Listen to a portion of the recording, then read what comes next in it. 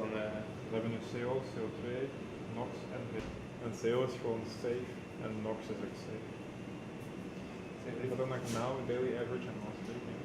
So the human nose can detect roughly 10,000 different smells, and that happens by a patch of skin in the back of your nose with specialized cells that send triggers to your brain. And what we're trying to do with these materials is to mimic the receptors on these cells, but the kicker is we actually have a much larger degree of freedom to design specific materials for molecules you cannot even smell.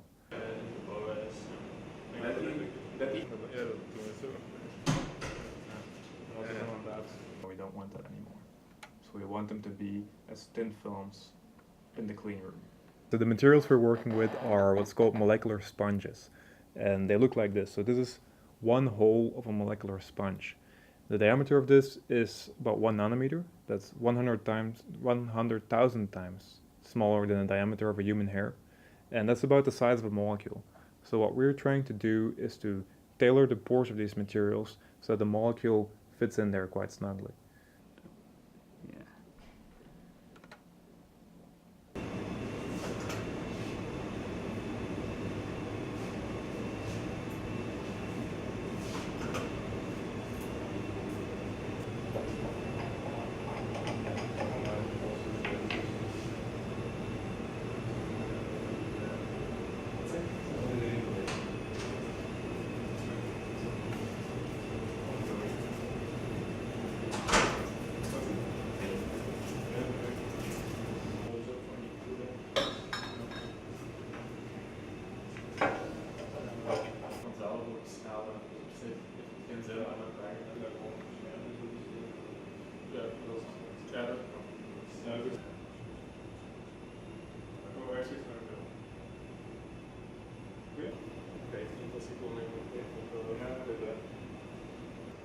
Some fighting wrong with the moth powder here.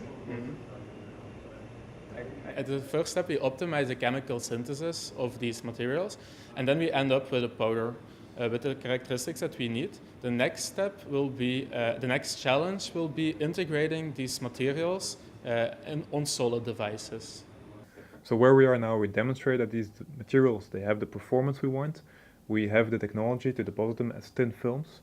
So the next step, the next stage in our research will be to actually make the device and to run this in the real world.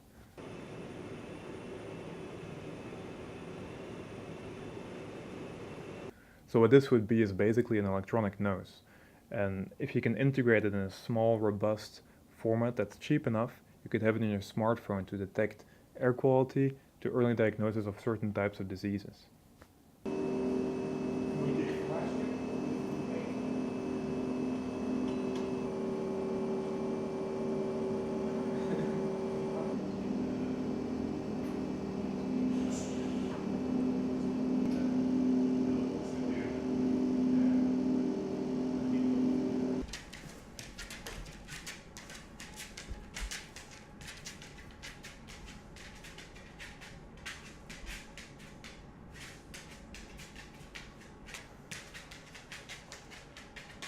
So of course there are senses of smell that are better than a human one.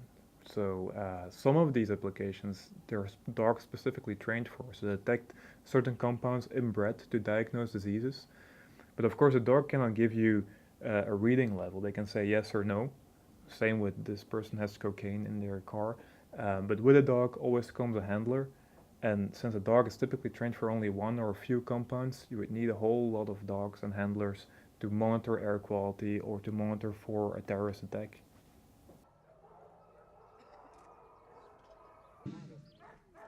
Guía, señor subteniente Nelson López.